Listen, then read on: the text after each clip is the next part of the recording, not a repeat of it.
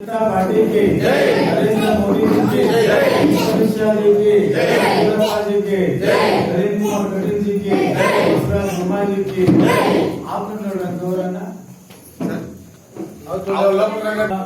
ಮೂರು ತಿಂಗಳಿಂದ ಹೋಗಿ ನಾವು ಗ್ರಾಮದಲ್ಲಿರ್ತಕ್ಕಂಥ ಬೂತ್ ಕಮಿಟಿಯ ಸದಸ್ಯರು ಮತ್ತೆ ಹಿರಿಯರು ಇವರು ತಾಯಿಯರನ್ನ ಭೇಟಿ ಮಾಡಬೇಕು, ಪಕ್ಷ ಸಂಘಟನೆ ಮಾಡಬೇಕು. ಜೊತೆಗೆ 2015 ಚುನಾವಣೆಯಲ್ಲಿ ಗೆದ್ದಂತ ಕಾಂಗ್ರೆಸ್ನ ಶಾಸಕರಾದಂತ ರೂಪಾ ಅವರು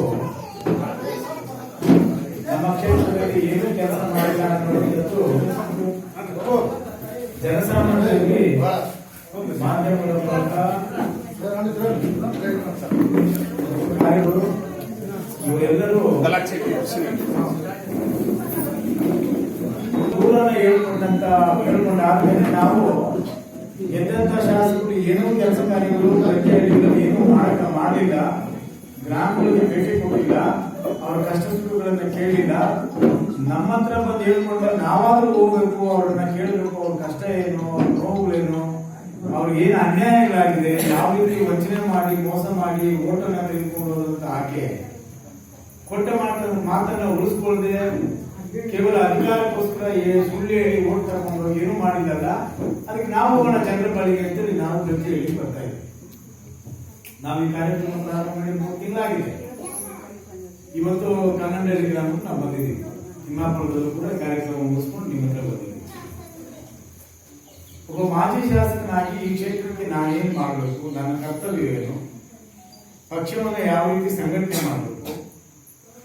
ಹಿಂದೆ 2 ಸಾರಿ ನಾವು ಇಲ್ಲಿ ತಾಲೂಕಿನಲ್ಲಿ ಅಧಿಕಾರದಲ್ಲಿ ಇದ್ದಂಥವರು ನಮ್ಮ ಅವಧಿಯಲ್ಲಿ ನಾವೇನು ಕಾರ್ಯಕ್ರಮಗಳನ್ನ ತಂದು ಅನುಷ್ಠಾನ ಮಾಡಿದ್ವಿ ಅದನ್ನ ಮತ್ತೊಂದು ಸಾರಿ ನಿಮಗೆ ಅದನ್ನ ತಿಳಿಸ್ತಕ್ಕಂಥ ಮತ್ತು ಈ ಕ್ಷೇತ್ರದಲ್ಲಿ ಸುಳ್ಳು ಹೇಳಿ ಓಟ್ ತಗೊಂಡೋಗಿ ಗೆದ್ದಂತ ಈ ಶಾಸಕರು ಏನೂ ಮಾಡಿರಲ್ಲ ಅಂತ ಹೇಳಿ ಏನಿದ್ರೆ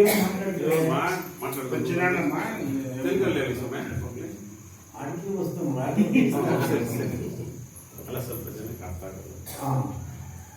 ಏನು ಮಾಡಿರಲ್ಲ ಈ ಅಮ್ಮ ಸುಳ್ಳು ಹೇಳಿ ಓಟ್ ತಗೊಂಡೋದ್ರಲ್ಲ ಅಂತ ಜನ ಬಹಳ ರುಚಿಗೆ ಇದ್ದಾರೆ, ರೋಸ್ ಹೋಗಿದ್ದಾರೆ.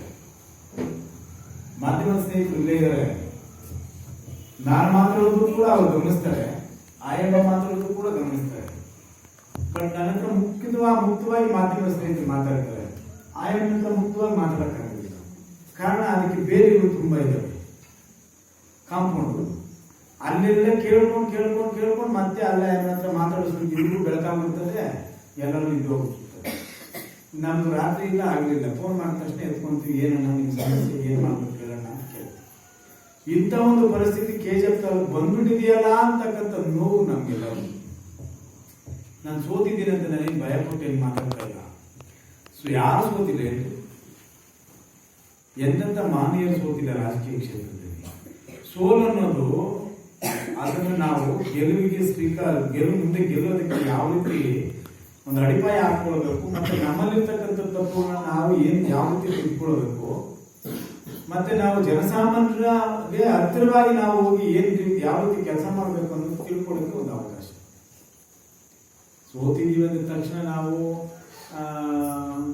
ನೇರ ಕಳ್ಕೊಂಡ್ಬಿಟ್ಟಿದ್ದೀವಿ, ಜನರಿಗೆ ನಾವೇನು ಸೇವೆ ಮಾಡೋಕ್ಕಾಗೋದಿಲ್ಲ, ಅಧಿಕಾರ ಇದೆ, ಜನ ನಮ್ಮನ್ನು ಬೈತಾ ಇದ್ದಾರೆ, ನಾವು ಹಳ್ಳಿಗಳಿಗೆ ಹೋಗಿಲ್ಲ, ಜನರನ್ನು ಮಾತಾಡಿಸಿಲ್ಲ, ಕೇಳಿಲ್ಲ ಅಂತಕ್ಕಂಥದ್ದು ನಮ್ಮ ಕ್ಷೇತ್ರದಲ್ಲಿ ಆ ವಾತಾವರಣ ಇಲ್ಲ. ನಾವು ಗೆದ್ದಾಗಲೂ ಕೆಲಸ ಮಾಡ್ತಾ ಇದ್ವಿ, ಸೋತಾಗಲೂ ಕೆಲಸ ಮಾಡ್ತಾ ಇದ್ವಿ. ನಮ್ಮ ಕರ್ತವ್ಯ ಭಾರತೀಯ ಜನತಾ ಪಾರ್ಟಿಯ ಒಂದು ಸಿದ್ಧಾಂತಗಳು ನಮ್ಮೆಲ್ಲವೂ ಕೂಡ. ಆದ್ರೆ ಕಾಂಗ್ರೆಸ್ ಅವರು ಹಂಗಿಲ್ಲ. ಎಲೆಕ್ಷನ್ ಬಂದ ತಕ್ಷಣ ಯಾವ ಹಳ್ಳಿಯಲ್ಲಿ ಹೋದ್ರೆ, ಯಾವ ಮನೆಗೆ ಹೋದ್ರೆ, ಏನ್ ಸುಳ್ಳು ಹೇಳಿದ್ರೆ ಅವ್ರು ಕೇಳ್ತಾರೆ ಅಂತೇಳಿ ಅವರು ತಯಾರು ಮಾಡ್ಕೊಳ್ತಾರೆ ನಿಮ್ಮ ಹತ್ರ ಮಾತಾಡಕ್ಕೆ. ಅದೊಂದು ಫ್ಯಾಕ್ಟ್ರಿ ಅವರು, ಸುಳ್ಳಿನ ಫ್ಯಾಕ್ಟ್ರಿ ಅವರು. ಯಾಕೆ ಮಾತಾಡ್ತೀನಿ ಅಂತ ಹೇಳಿದ್ರೆ, KGF ಅಲ್ಲಿ ಒಂದು ಇತಿಹಾಸ ಪ್ರಸಿದ್ಧವಾದಂತ ಒಂದು ಕ್ಷೇತ್ರ. ಇಡೀ ಭಾರತದಲ್ಲೇ ಒಂದು ರೀತಿಯ ಅಸೆಂಬ್ಲಿ ಕಾನ್ಸ್ಟಿಟ್ಯೂನ್ಸಿ ಇದ್ರೆ KGF ಅಲ್ಲಿ ಒಂಥರ. ಕರ್ನಾಟಕದಲ್ಲಿ ಬೇರೆ ಬೇರೆ ಎಲ್ಲಾ ಕ್ಷೇತ್ರಗಳು ಒಂದು ರೀತಿ ಇದ್ರೆ ನಮ್ಮ ವಿಧಾನಸಭಾ ಕ್ಷೇತ್ರಕ್ಕೆ ಒಂದು ರೀತಿ ವಿಭಿನ್ನ. ಕಾರಣ ಏನಂತ ಹೇಳಿದ್ರೆ, ಸ್ವಾತಂತ್ರ್ಯ ಪೂರ್ವದಲ್ಲಿ ನಮ್ಮ ಕ್ಷೇತ್ರ ಅಂತ ಹೇಳಿದ್ರೆ ಬೇರೆ ದೇಶಗಳಲ್ಲೂ ಕೂಡ ಪ್ರಚಲಿತವಾದಂತ ಈ KGF ಕ್ಷೇತ್ರ. ಕಾರಣ ದೇಶಕ್ಕೆ ಚಿನ್ನ ಕೊಟ್ಟಂತ ನಾಡು. ಇಂಥ ಒಂದು ನಾಡಲ್ಲಿ ನಾವೆಲ್ಲರೂ ಕೂಡ ವಾಸ ಮಾಡ್ತಕ್ಕಂಥದ್ದು ನಮ್ಮೆಲ್ಲರ ಪುಣ್ಯ ಅಂತ ಕೂಡ ನಾನು ತಿಳ್ಕೋಬಹುದು. ಇದಕ್ಕೆ ಒಂದು ವಿಶೇಷವಾದ ಪ್ರಾತಿನಿಧ್ಯವನ್ನು ಕೊಟ್ಟು ನಮ್ಮ ಕ್ಷೇತ್ರದಲ್ಲಿ ಪೊಲೀಸ್ ಇಲಾಖೆಯಲ್ಲಿ 6 ಸ್ಟೇಷನ್ಗಳನ್ನ ಕೊಟ್ಟು ಒಂದು SP ಆಗಿ ಇಲ್ಲಿ ನಮ್ಮ 2 ತಾಲೂಕಿಗೆ ಕಾರ್ಯನಿರ್ವಹಿಸುವುದಕ್ಕೆ ಸರ್ಕಾರದ ಹಂತದಲ್ಲಿ ಇದು ಆಗಿತ್ತು. ನಾನು MLA ಆಗಿದ್ದವರು ಕೂಡ SP ಕಚೇರಿನ ಸ್ಥಳಾಂತರ ಮಾಡಬೇಕು ಅಂತ ಕೂಗೆದ್ದಿತ್ತು. ತತ್ಕ್ಷಣ ನಾನು ಅಂದಿನ ಗೃಹ ಮಂತ್ರಿಗಳಾದಂಥ R. ಅಶೋಕರ ಹತ್ರ ಮಾತನಾಡಿ ಸ್ಥಳೀಯ ಸಮಸ್ಯೆಗಳನ್ನು ಅವರ ಗಮನಕ್ಕೆ ತಂದು SP ಕಚೇರಿ ಇಲ್ಲಿಂದ ಸ್ಥಳಾಂತರ ಆಗಬಾರದು, KGFಗೆ ವಿಶೇಷ ಪ್ರಾತಿನಿಧ್ಯ ಕೊಟ್ಟು ಮಾಡಿರ್ತಕ್ಕಂಥದ್ದು, ಬೇರೆ ಜಿಲ್ಲೆಗಳು ಬೇರೆ ತಾಲೂಕುಗಳು ಹೇಗೋ ಇರ್ಬೋದು, ಅದು KGFಲ್ಲಿ ಸ್ಥಳಾಂತರ ಆಗಬಾರದು, ದಯಮಾಡಿ ನೀವು ನಮಗೆ ನ್ಯಾಯ ಕೊಡಬೇಕು, ಸಹಕರಿಸಬೇಕು ಅಂತ ಹೇಳಿದಾಗ ತಕ್ಷಣ ಅದು ನಿಂತು. ನಾನು MLA ಆಗಿದ್ದೆ ಮಾಡಿದ ಕೆಲಸ ಇದು, ಅದು ನನ್ನ ಕರ್ತವ್ಯ, ನನ್ನ ಜವಾಬ್ದಾರಿ. ಆದರೆ ಈ ಕ್ಷೇತ್ರದಲ್ಲಿ MLA ಆದಂಥವರು ರೂಪ ಕಾಂಗ್ರೆಸ್ನ MLA ಮಾಧ್ಯಮಗಳ ಮೂಲಕ ಜನಸಾಮಾನ್ಯರಿಗೆ ಮಾಹಿತಿ ಕೊಟ್ಟಿದ್ದಾರೆ. ನಾನು ಅದನ್ನು ನೋಡಿದೆ. ನಾನು ಈ ಪ್ರಾಣ ಹೋಗೋವರೆಗೂ ನಾನು ಈ ಕಚೇರಿನ ಬಿಟ್ಕೊಳ್ಳೋದಿಲ್ಲ, ಮತ್ತೆ ಬೇರೆ ಸಮಸ್ಯೆಗಳು ಬಂದರೂ ಕೂಡ ಪ್ರಾಣ ಹೋದ್ರು ಬಿಟ್ಕೊಳ್ಳೋದಿಲ್ಲ, ನಾನು ಮಾಡೇ ತಿರ್ತೀನಿ ಅಂತೇಳಿ ಈಗ ಕಟ್ತಾ ಇರ್ತಕ್ಕಂಥ ತಾಲೂಕು ಕಚೇರಿ ಹತ್ರ ಹೋದಾಗೇನೋ ಅದು ಮಾತಾಡಿದ ಸಂದರ್ಭ.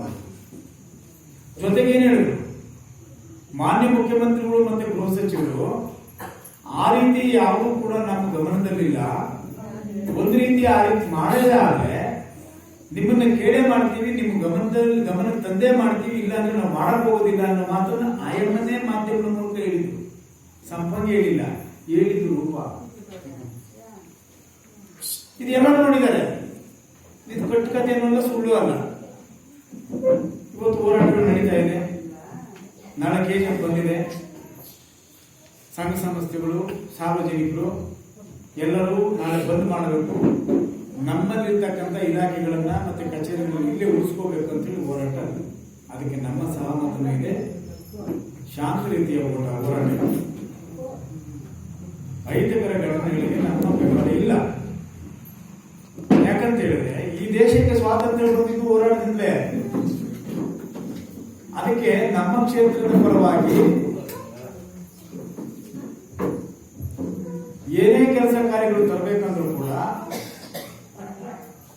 ಹೋರಾಟ ಅನಿವಾರ್ಯವಾದರೆ ಆ ಹೋರಾಟಕ್ಕೆ ನನ್ನ ಬೆಂಬಲವೂ ಇದೆ ಅನ್ನುವಂಥ ಮಾತು ಇವತ್ತು ಮಾಧ್ಯಮದ ಮೂಲಕ ನಮ್ಮ ಕ್ಷೇತ್ರದ ಎಲ್ಲ ಜನರು ತಿಳಿಸ್ತೀನಿ.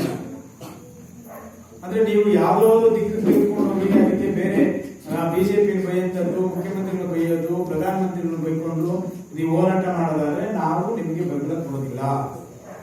1 ಪ್ರೋಗ್ರಾಮ್ KGF ಅಲ್ಲಿ ಇರ್ತಕ್ಕಂಥ SP ಕಚೇರಿ ನಮ್ಗೆ ಬೇಕು, ನಮ್ಗೆ ಉಳಿಸ್ಕೊಡಿ, ನ್ಯಾಯಯುತವಾದ ಹೋರಾಟಕ್ಕೆ ನಮ್ಮ ಬೆಂಬಲ ಇದೆ. ಇದಕ್ಕಿಂತ ಮುಂಚಿತವಾಗಿ ಮಾನ್ಯ ಗೃಹ ಮಂತ್ರಿಗಳಿಂದ ನಾನು ಕೂಡ ಭೇಟಿಯಾಗಿ ಮನವಿಯನ್ನು ಕೊಟ್ಟಿದ್ದೇನೆ.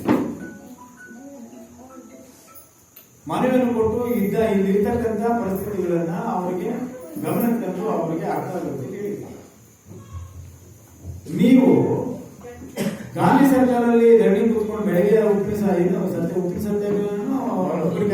ನನಗೆ ಗೊತ್ತಿಲ್ಲ, ಸತ್ಯಾಗ್ರಹ ಮಾಡ್ತೀವಿ ಅಂತ ಹೇಳಿ ಕೂತ್ಕೊಂಡು ಬೆಳಗ್ಗೆ DC ಅವ್ರನ್ನ ಬಲಂತ ಮಾಡಿ ಕರ್ಸ್ಕೊಂಡಿದ್ದೀರಿ. ನೀವು DC ಅವರು ಬರೋದಿಲ್ಲ ಅಂತ ಹೇಳಿದ್ರೆ ಅದು ಗೊತ್ತು ನನಗೆ.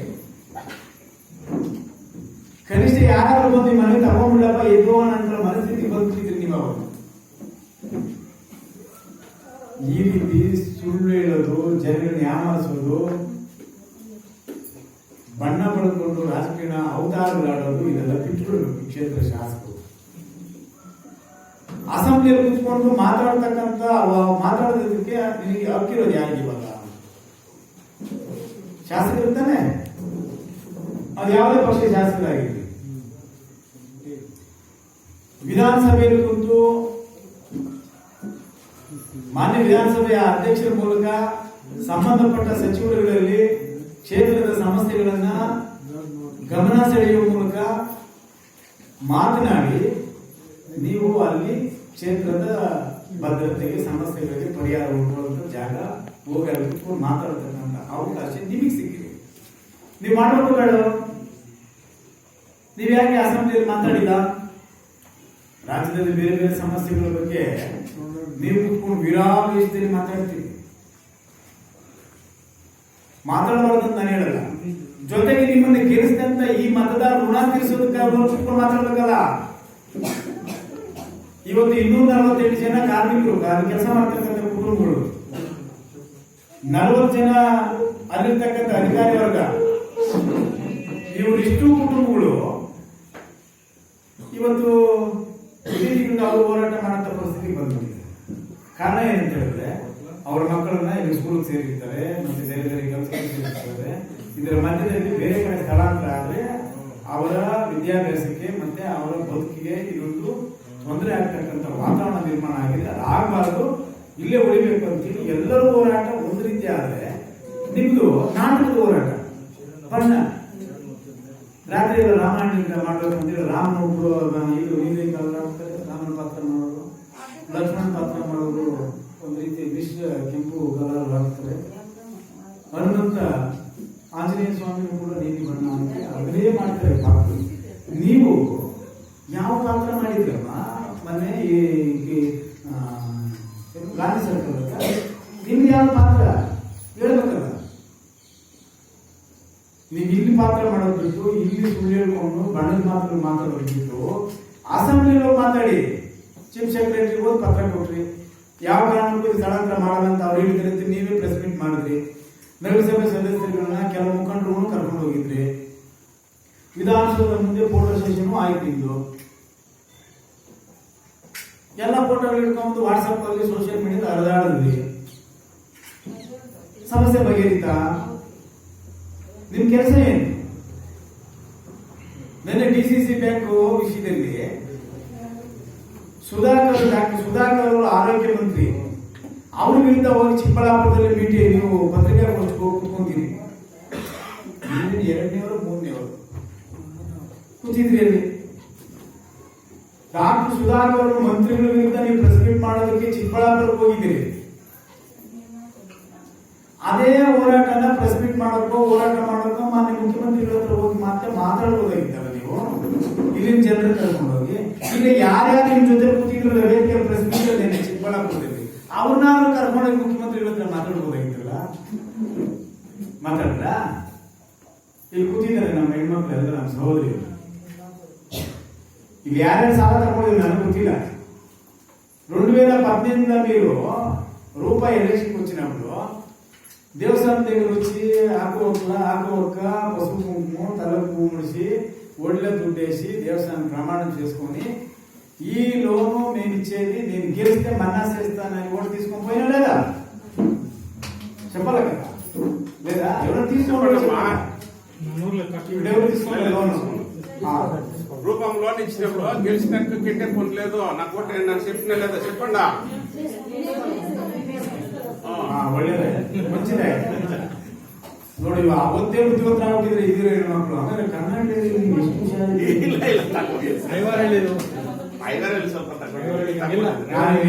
ಹೆಣ್ಮಕ್ಳು ಯಾರು ಕರ್ಕೊಂಡಿದ್ರೆ ತುಂಬಾ ಸಂತೋಷ.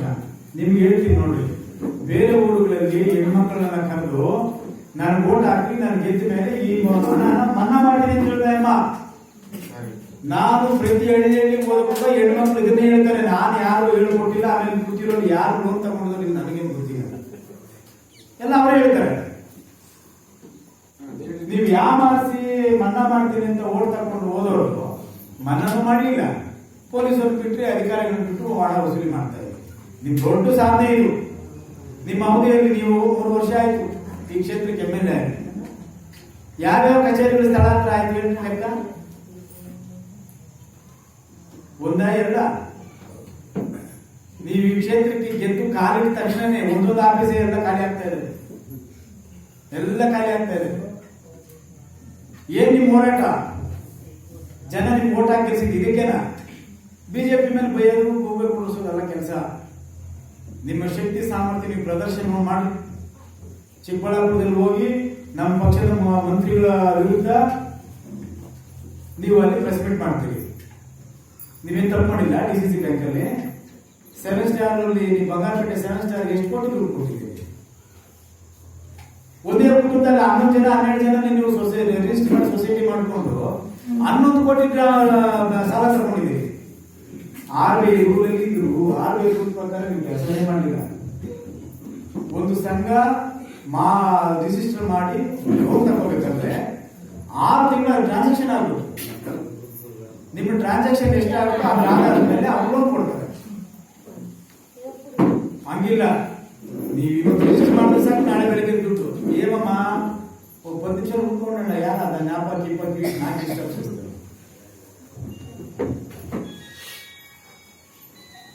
ಭುವನ್ ಎಂಟರ್ಪ್ರೈಸಸ್ ಯಾರು?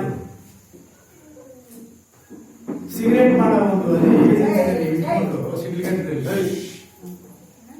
ಭುವನ್ ಎಂಟರ್ಪ್ರೈಸಸ್ ಈ ಕ್ಷೇತ್ರದ MLA ರೂಪ ಅವರು ಸುಮಾರು 10 ಕೋಟಿ ಆ ಸೊಸೈಟಿಗೆ ಹೋಗಿದೆ. 10 ಕೋಟಿ ದಾಖಲೆ ಸಮೇತ ನಾವು ಕಂಪ್ಲೇಂಟ್ ಕೊಟ್ಟಿದ್ದೀವಿ, ದೂರು ಕೊಟ್ಟಿದ್ದೀವಿ. ಮಾನ್ಯ ಉಚ್ಚ ನ್ಯಾಯಾಲಯದಲ್ಲೂ ಇದೆ. ACBಗೂ ದೂರು ಕೊಟ್ಟಿದ್ದೀವಿ. ಎಲ್ಲ ಕಡೆ ತನಿಖೆ ನಡೀತಾರಂತ ಸಂದರ್ಭದಲ್ಲಿ ನಿನ್ನೆ ಚಿಕ್ಕಬಳ್ಳಾಪುರದಲ್ಲಿ ನೀವು ಮಾತಾಡ್ತೀರಿ, ಎಲ್ಲ ಪಾರದರ್ಶಕವಾಗಿ ನಡೀತಿದೆ. DCC ಬ್ಯಾಂಕ್ ಅಲ್ಲಿ ಯಾರಿಗೂ ಮೋಸ ಮಾಡಿಲ್ಲ, ನಾವು ಯಾರು ದುಡ್ಡು ತಿಂದಿಲ್ಲ ಅಂತೇಳಿ. ಸರ್ಕಾರದಲ್ಲಿ ರೈತರ ಅಕೌಂಟ್ಗೆ ಎಷ್ಟು ದುಡ್ಡು ಮನ್ನಾ ಆಗಿದೆ? ಎಲ್ಲಿ ಕುಮಾರಣ್ಣವರ ಸರ್ಕಾರದಲ್ಲಿ ಇರ್ಬೋದು, ಸಿದ್ದರಾಮಯ್ಯ ಸರ್ಕಾರದಲ್ಲಿ ಇರ್ಬೋದು, ನಮ್ಮ ಸರ್ಕಾರದಲ್ಲಿ, ಎಲ್ಲ ಸರ್ಕಾರದಲ್ಲೂ ಮನ್ನಾ ಆಗಿರೋ ದುಡ್ಡನ್ನ ಏನ್ ಮಾಡಿದ್ರಿ? ರೈತರು ಕೊಟ್ಟಿದ್ದೀರಾ? ನೀವು ರೈತರ ಹೆಸರಲ್ಲಿ, ಹೆಣ್ಮಕ್ಳ ಹೆಸರಲ್ಲಿ ನಾವು ಈಗ ಇಂತ ಒಳ್ಳೆ ಕೆಲಸ ಮಾಡ್ತಾ ಇದೀವಿ ಅಂತೇಳಿ ಅವ್ರು ಮನಸ್ಸಿಸಿ ಮೋಸ ಮಾಡಿ ಮಾಧ್ಯಮಗಳಿಗೆ ದಿಕ್ತಪ್ಪಿಸಿ, ಜನರಿಗೆ ದಿಕ್ತಪ್ಪಿಸಿ ಲೂಟಿ ಹೊಡಿತಾ ಇದ್ದೀರಿ ನೀವು. DCC ಬ್ಯಾಂಕ್ ಅಲ್ಲಿ ಇರ್ತಕ್ಕಂಥ ಹಣ ಯಾರು? ನಬಾರ್ಡು ಕೇಂದ್ರ ಸರ್ಕಾರ ಅಧೀನದಲ್ಲಿ ಕೆಲಸ ಮಾಡ್ತಾ ಇದೆ. ಈ ದೇಶದ ಪ್ರಧಾನಮಂತ್ರಿ ನರೇಂದ್ರ ಮೋದಿಜಿಯವರು ಬಿಜೆಪಿ ಸರ್ಕಾರ ಗೆದ್ದು ಪ್ರಧಾನಮಂತ್ರಿ ಆಗಿದ್ದಾರೆ. DCC ಬ್ಯಾಂಕ್ಗಳ ಮೂಲಕ ಹೆಣ್ಣುಮಕ್ಕಳಿಗೆ, ರೈತರಿಗೆ ಶೂನ್ಯ ಬಡ್ಡಿ ದರದಲ್ಲಿ ಕೊಟ್ಟು ಅವರ ಆರ್ಥಿಕವಾಗಿ ಸ್ವಾವಲಂಬಿಗಳಾಗಿ ಬದುಕಲಿಕ್ಕೆ ಇದೊಂದು ಸದೃಢವಾದಂತಹ ಒಂದು ಸಂಸ್ಥೆ ಇದಾಗಲಿ ಅಂತೇಳಿ ಇಚ್ಛಾಶಕ್ತಿಯಿಂದ, ಬದ್ಧತೆಯಿಂದ ನಮ್ಮ ಸರ್ಕಾರ, ಪ್ರಧಾನಮಂತ್ರಿಗಳು ಮಾಡ್ತಕ್ಕಂಥ ಕೆಲಸ. ನೀವು ಕಾಂಗ್ರೆಸ್ ಪಕ್ಷಕ್ಕೆ, ಕಾಂಗ್ರೆಸ್ ಪಕ್ಷದ MLAಗಳು ಗೆಲ್ಲಕ್ಕೆ ದುರ್ಬಳಕೆ ಮಾಡಿಕೊಂಡು ಇವತ್ತು DCC ಬ್ಯಾಂಕ್ನ ನಿಮ್ಮ ಮನೆ ಆಸ್ತಿ ತರ ನಡೆಸ್ತಾ ಇದ್ದೀರೇನು? ನಿಮಗೆ ಗೊತ್ತಿರಲಿ, DCC ಬ್ಯಾಂಕು ತುಂಬಾ ದಿನ ಈ ರೀತಿ ಮಾಡಿದಂತ ಅವ್ಯವಹಾರಗಳು ತುಂಬಾ ದಿನ ಉಳಿಯೋದಿಲ್ಲ. ಮುಚ್ಚುವಂತ ಕಾಲ ಬಂದ್ಬಿಟ್ಟಿದೆ. ನೀವು ನಮ್ಮನ್ನು ಬೈಯೋದು ಏನು ಬೇಕಾಗಿಲ್ಲ. ನೀವು ಮಾಡಿದ್ರೆ ಪಾಪ ಕೆಲಸ ಅದು ತುಂಬಿಟ್ಟಿದೆ. ನೀವು ಮಾಡಿರ್ತಕ್ಕಂಥ ಅವ್ಯವಹಾರಗಳು ತುಂಬೋಗಿದೆ. ಅದಕ್ಕೆ ತನಿಖೆಗಳಾಗ್ತಾ ಇದೆ. ಅದಕ್ಕೆ ಈ 2 ಜಿಲ್ಲೆಯ ಜನರು, 2 ಜಿಲ್ಲೆಯ ರೈತರು ಮತ್ತೆ ಹೆಣ್ಣು ಮಕ್ಕಳು ಇವತ್ತು ಅದರ ವಿರುದ್ಧವಾಗಿ ದೂರು ಕೊಟ್ಟಿದ್ದಾರೆ. ನಮ್ಮ ಗಮನಕ್ಕೆ ಬಂದಾಗ ನಾವು ದೂರು ಕೊಟ್ಟಿದ್ದೀವಿ. ನಾವು ಕೊಡಬಾರ್ದು ಅಂತ ಹೇಳಿದ್ರೆ, ದೂರು ಕೊಡಬಾರ್ದು ಅಂತ ಹೇಳಿದ್ರೆ ನೀವ್ಯಾರು? ದಾಖಲೆ ಸಮೇತ ಕೊಟ್ಟಿದ್ದೀವಿ. ಅಧಿಕಾರಿಗಳು ಸರ್ಟಿಫೈ ಮಾಡಿ ಕೊಟ್ಟಿರ್ತಕ್ಕಂಥ ಕಾಪಿಗಳು ಎತ್ಕೊಂಡು ಕೊಟ್ಟಿದ್ದೀವಿ. ಇಷ್ಟೆಲ್ಲ ಕಣ್ಣು ಮುಂದೆ ಕೋಟಿಗಳ ವ್ಯವಹಾರಗಳು ದೂರು ನಡೀತಾ ಇದ್ರೆ, ಅವ್ಯವಹಾರಗಳು ನಡೀತಾ ಇದ್ರೆ ನಾವು ದೂರು ಕೊಡಬಾರ್ದ? SHG ಅಂದ್ರೆ ನೀವು SHG ಗ್ರೂಪ್ಗಳಂದ್ರೆ ಮಹಿಳಾ ಶಿಶಕ್ತಿ ಗ್ರೂಪ್ಗಳಿಗೆ SHG ಅಂತ 300 ಶಿಶಕ್ತಿ ಸಂಘಗಳನ್ನ ಅವರು ಬೇನಾಮಿನಲ್ಲಿ ರಿಜಿಸ್ಟರ್ ಮಾಡಿದ್ದಾರೆ. ಯಾರು ದುಡ್ಡು ಹೋಗಿಲ್ಲ. ಸುಮಾರು 150 ಕೋಟಿ ಡ್ರಾ ಮಾಡಿದ್ದಾರೆ ಇವರು. ಇದೇ DCC ಬ್ಯಾಂಕ್ ಅಧ್ಯಕ್ಷರು ಹೊಸಕೋಟೆ ಹತ್ರ ಎಷ್ಟು ಎಕರೆ ಇದೆ? 60 ಎಕರೆ ಒಂದೇ ಜಾಗದಲ್ಲಿ ಇದೆ. ಇದೇ DCC ಬ್ಯಾಂಕ್ ದುಡ್ಡನ್ನೇ ತಗೊಂಡು ನೀವು ಜಮೀನು ತಗೊಂಡಿದ್ರು. ಬೇರೆ ಬೇರೆ ಕಡೆ ನೀವು ಲೇಔಟ್ಗಳು ಮಾಡ್ತಾ ಇದ್ದೀರಿ. ದುಡ್ಡಲ್ಲಿ ನೀವು DCC ಬ್ಯಾಂಕ್ ಲೂಟಿ ಮಾಡೋದು, ಎಲೆಕ್ಷನ್ಗಳು ಬಂದಾಗ ಅದಕ್ಕೆ ಹಣ ಖರ್ಚು ಮಾಡಿ ನೀವು ಕಾಂಗ್ರೆಸ್ ಪರವಾಗಿ ಕೆಲಸ ಮಾಡಿ ಕಾಂಗ್ರೆಸ್ ಗೆಲ್ಲಿಸೋದು. ಒಂದು ಗೊತ್ತಿರಲಿ, ಮಾನ್ಯ ಮುಖ್ಯಮಂತ್ರಿಗಳ ಗಮನಕ್ಕೆ ತಂದಿದ್ದೀವಿ, ಗಂಭೀರವಾಗಿ ಪರಿಗಣಿಸಿದ್ದಾರೆ. 2 ಜಿಲ್ಲೆಯಲ್ಲಿ ಯಾಕೆ ನಮ್ಮ ಪಕ್ಷದ ಅಭ್ಯರ್ಥಿಗಳು, ಪಕ್ಷದ ಲೋಕಲ್ ಬಾಡಿ ಎಲೆಕ್ಷನ್ ಇರ್ಬೋದು, ಅಪ್ ಪಾರ್ಲಿಮೆಂಟ್ MLA ಎಲೆಕ್ಷನ್ ಯಾಕೆ ಈ ರೀತಿ ಆಗ್ತಾ ಇದೆ ಅಂತ ಹೇಳೋದಕ್ಕೆ ಅದು ದಾರಿ ಹುಡುಕಿದ್ದಾರೆ. ಕಾರಣ DCC ಬ್ಯಾಂಕ್ನ ಕಾಂಗ್ರೆಸ್ಗೆ ದುರುಪಯೋಗ ಮಾಡಿಕೊಂಡು ಕಾಂಗ್ರೆಸ್ ಪರವಾಗಿ ಕೆಲಸ ಮಾಡ್ತಾ ಇದ್ದಾರೆ ಅನ್ನೋದು ಸಂಪೂರ್ಣ ಗೊತ್ತಾಗಿದೆ. ತುಂಬಾ ದಿವಸ ನಿಮ್ಮನ್ನ ಈ ರೀತಿ ಬಿಡೋಕೆ ಸಾಧ್ಯನೇ ಇಲ್ಲ, ಬಿಡೋದು ಇಲ್ಲ ನಮ್ಮ ಸರ್ಕಾರ. ನಿಮ್ ಜೊತೆ ಯಾರ್ಯಾರು ಸಪೋರ್ಟ್ ಇದೆ ನನಗೆ ಗೊತ್ತಿಲ್ಲ, ಅದರ ಬಗ್ಗೆ ನಾನು ಮಾತಾಡಕ್ಕೆ ಹೋಗ್ತೀನಿ. ನೀವು ಡಿಸಿಸಿ ಬ್ಯಾಂಕ್ ನಿರ್ದೇಶಕರಾಗಿದ್ದೀನಿ ಅಂತೇಳಿ ಹೋಗಿದ್ದೀರಿ, ಅದು ನ್ಯಾಯಯುತವಾದಂತಹ ನಿರ್ದೇಶಕರಲ್ಲ. ಇಷ್ಟು ಕೋಟಿಗಳು ಹಗರಣ ಮಾಡಿಕೊಂಡು ಅಲ್ಲಿ ದುರ್ಬಳಕೆ ಮಾಡಿಕೊಂಡು ಕಾಂಗ್ರೆಸ್ ಪರ ಕೆಲಸ ಮಾಡೋರಿಗೆ ನಾವು ನಿಮ್ಮ ಪ್ರಿಯ ಬಿಟ್ಬಿಡ್ಬೇಕು ಅಂತ ಹೇಳಿ ನಮ್ಮ ಮುಖ್ಯಮಂತ್ರಿಗಳ ವಿರುದ್ಧ ನೀವು ಪ್ರೆಸ್ ಮೀಟ್ ಮಾಡಿ ಅವ್ರನ್ನ ಬೈತೀರಿ. ಆ ರೀತಿ ಚಿಕ್ಕಬಳ್ಳಾಪುರ ಅವ್ರು ಹೇಳಿದ್ರಲ್ಲ ಮಂತ್ರಿಗಳು, KGF 300 ಕೋಟಿ, ಶ್ರೀನಿವಾಸಪುರಕ್ಕೆ 305 ಕೋಟಿ, ಮಿಕ್ಕಿದ ಕಾನ್ಸ್ಟಿಟ್ಯೂಷನ್ಗೆ ಯಾಕೆ ದುಡ್ಡು ಕೊಟ್ಟಿಲ್ಲ ಅಂತ ಕೇಳತ್ತಪ್ಪ ಮಂತ್ರಿಗಳು? ಕೇಳಬಾರ್ದ? ಎಲ್ಲರಿಗೂ ಸಿಗ್ಬೇಕಲ್ಲ. ಡಿಸಿಸಿ ಬ್ಯಾಂಕ್ ಬಿದ್ದೋಗಿದ್ದ ಸಂದರ್ಭದಲ್ಲಿ ಸದಾನಂದ ಗೌಡರು ಈ ರಾಜ್ಯದ ಮುಖ್ಯಮಂತ್ರಿ ಆಗಿದ್ದಾಗ 5 ಕೋಟಿ ರೂಪಾಯಿ ಅನುದಾನ ಕೊಟ್ಟಿದ್ದು ಡಿಸಿಸಿ ಬ್ಯಾಂಕ್ ನಮ್ಮ ಸರ್ಕಾರ, ನಮ್ಮ ಮುಖ್ಯಮಂತ್ರಿಗಳು, ನೀವಲ್ಲ. ಅದನ್ನ ಈ ಜನರ ಮುಂದೆ ನಾನು ಹೇಳ್ತೀನಿ. ತೆಲುಗಲ್ಲಿ ಮಾತಾಡೋದು ಹೇಳ್ತಾ ಇದ್ದೀರಿ, ಕನ್ನಡನು ಮಾತಾಡೋವಾಗ ಅರ್ಥ ಮಾಡ್ಕೋಬೇಕು. నేనేమో ఎవరో ఉంటారు మీ జೊತೆ తెలుగు మాట్లాడితా, అకస్మాత్ వేరే లీడర్ వచ్చి కన్నడలో ఏమేమో మాట్లాడేసి పెడితే తప్పు చెప్పేసి పెడితే దానికి నేను కన్నడలో మాట్లాడాను, కన్నడలో వేరే లేదా తెలుగు అని చెప్పి మాట్లాడతాం. కన్నడ పల్లె అంటే మేము చాలా ఫేమస్ అంతీజీ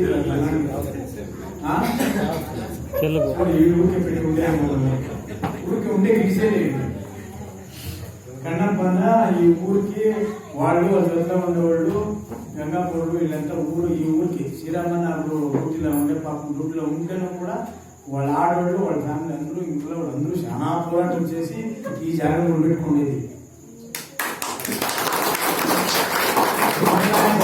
సముదాయ భవన్ కావాలనే దానికి నేను ఏర్పిస్తుంది, ఐమాస్ లైట్లు కావాలని చెప్పిందని నేను చెప్పింది లోకానికి. కానీ ఏడాది జనాలు వద్దు సార్, అంబేద్కర్ ఉండే జాగాలని ఐమాస్ లైట్ నేను ఏర్పిస్తానని అప్పుడు అంబేద్కర్ గౌరవించి వాడి ద్వారా నేను అని వాయిప్పుడు మీకు అంతా సపోర్ట్ మీకు చెప్తాను.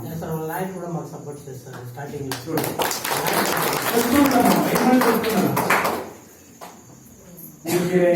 ఎమ్మెల్యేకి మాకు ఓటు వేయలే, ఎంపీకి ఓటు వేయలే. ఇప్పుడు ఎంపీ చేత వెనక ముందర సూట్లు అంతా వాళ్ళే ఉంటారు.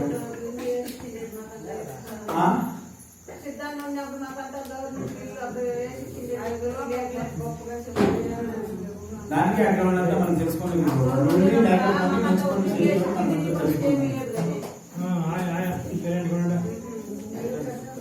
ಕನ್ನಡದಲ್ಲಿ ನೀವೆಲ್ಲ ಇಷ್ಟು ಧೈರ್ಯವಾಗಿ ನೀವೆಲ್ಲ ಇಷ್ಟು ಧೈರ್ಯವಾಗಿ ನಾನು ಬರ್ತೀನಿ ಅಂತ ಹೇಳಿದ್ರೆ ಸೇರೋದಕ್ಕೆ ಅಷ್ಟು ಸುಲಭ ಅಲ್ಲ. 5 ಜನ ಮನೆಯಿಂದ ಇಚ್ಕೊಂಡು ಸೇರಿಸ್ಬಿಟ್ರೆ మీటింగ్ లెక్కేసుకుని ఫోన్ చూసుకుంటాను కదా, ఏమేమి మాట్లాడేవాడు, ఎవరు వచ్చింది, ఇదేం కథ, మాదేం కథ అని తెలుసుకోండి. సాయంకాలం రిపేర్ పొద్దున్న ఎవరు